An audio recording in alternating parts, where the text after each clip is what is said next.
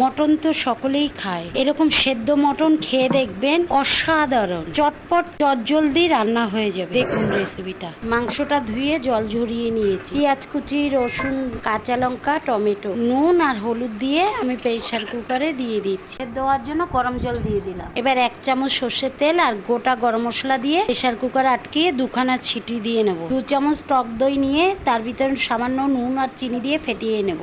এবার আলুটা আমি লাল করে ভেজে নিচ্ছি। এবার মাংসটা ঝুড়িতে জল ঝরিয়ে নিচ্ছি। আলুটা তুলে শুকনো লঙ্কা, গোটা গরম মশলা, তেজপাতা দিয়ে পেঁয়াজ দিয়ে ভেজে নিচ্ছি।